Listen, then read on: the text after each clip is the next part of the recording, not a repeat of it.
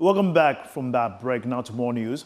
Africa Center for Energy Policy is asking government to reverse current directive to exploration firm ENI on unitizing its oil fields with that of Springfield. It's coming after an international court froze government action, raising serious concerns about the directive. But SERP is now highlighting some contradictions with data submitted to government to aid the legal battle with ENI. Ben Boachi is executive director of the center, and he has been speaking to Joy Business on the sidelines of the annual IMF World Bank meeting in Washington, D.C.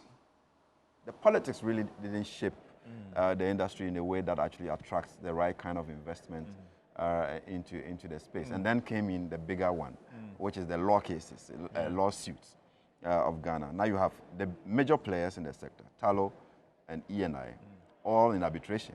It appears that from your end at ASEP, you are picking up fresh data that raises some serious questions about the Directive 1 and what was the basis of us going to court. Can you share that with us as well? So, I mean, when we said that the science was not ready, we were hoping that government would push for more studies on the field to establish that, in fact, that, the two fields are connected, and two, that the volumes in place are actually commercially viable, so that independently we can verify that those two things are actually cogent. We checked the data that was presented to the government, based on which the unitization decision was taken.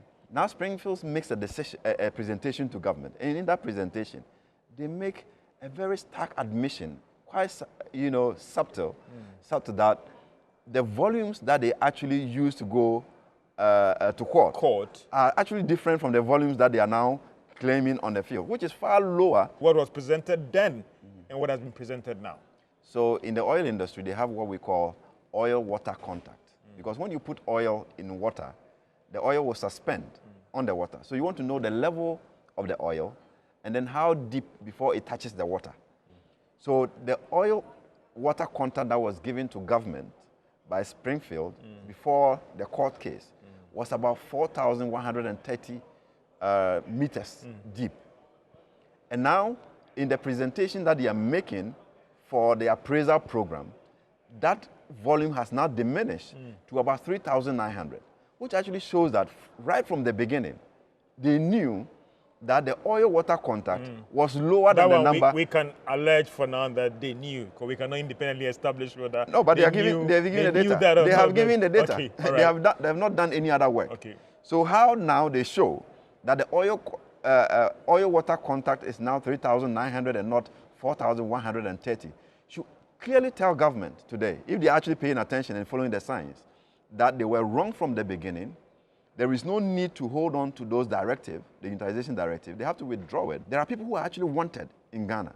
The courts have ruled, chasing the directors of ENI, chasing the directors of Vitor and their local partners because of those unitization directives. Yeah.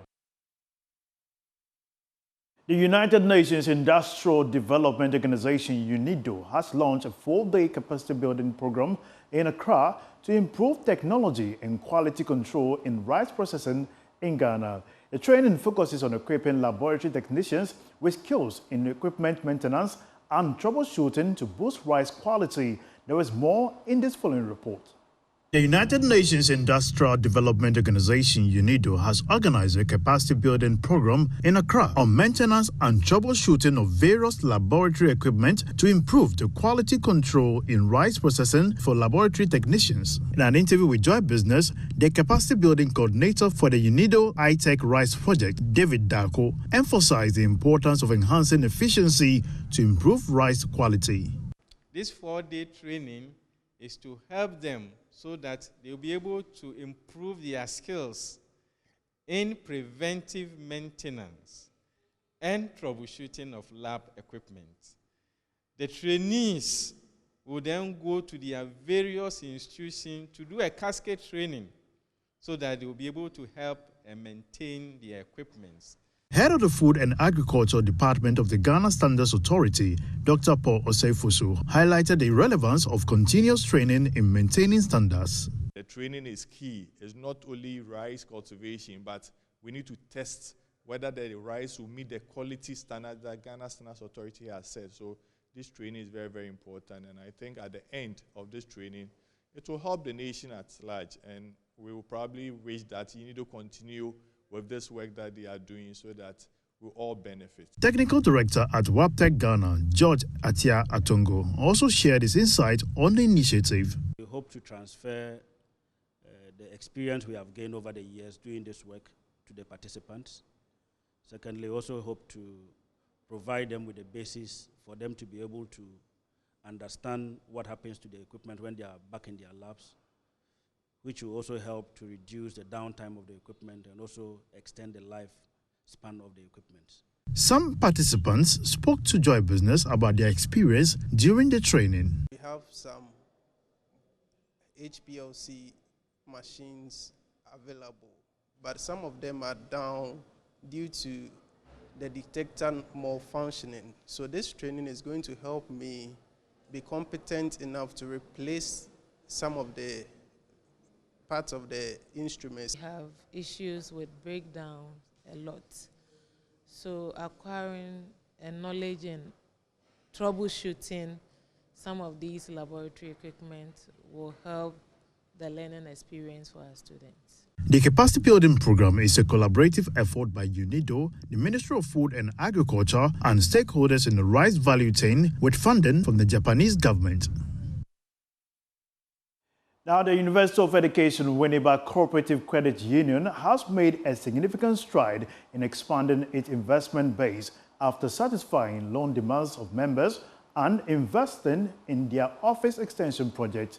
The credit union secured over 19.3 million cedis in investment for 2023, representing 21.68% of its total assets, conforming to the Bank of Ghana's 20% minimum requirement.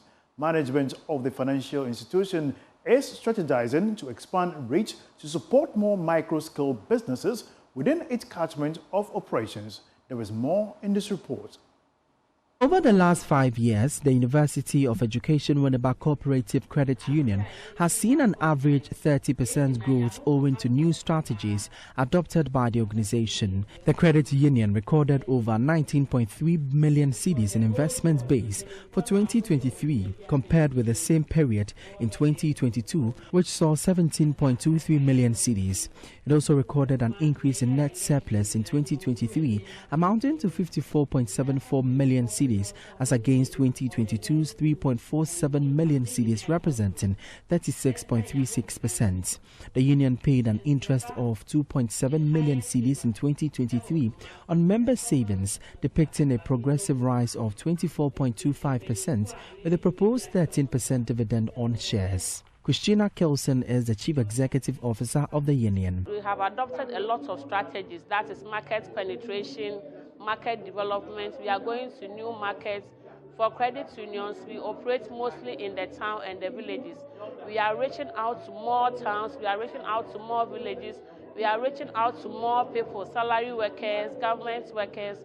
We are enrolling more members. In so doing, we mobilize more deposits to help ourselves. If you look at our performance for the last 5 years, you have seen that the credit union has been growing at an average rate of 30% because of these strategies put in place.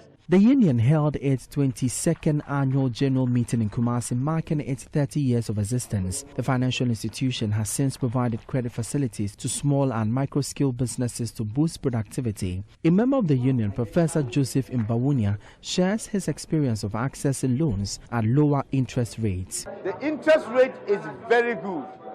Since the economic crisis in Ghana, where interest or borrowing rates have gone up over 40%, credit union rate has remained 18% all this while. And so when I borrow from credit union, I borrow at less cost and I'm able to save a lot of money. And credit union also benefit from that. Meanwhile, the university is collaborating with the university's business school to equip upcoming student entrepreneurs with relevant skills and provision of financial support to upskill. This part is aimed at training students or inculcating the spirit of savings into students and training them on credit union concepts and practices. especially with the entrepreneurial department. So we inculcate into the student the spirit of savings, then also for them to be able to stand on their own as entrepreneurs, young entrepreneurs. For Joy News, my name is Emmanuel Bright-Kweku. That's all for business. My name is Winston Taki. Coming up next is Prime Sports. Stay tuned.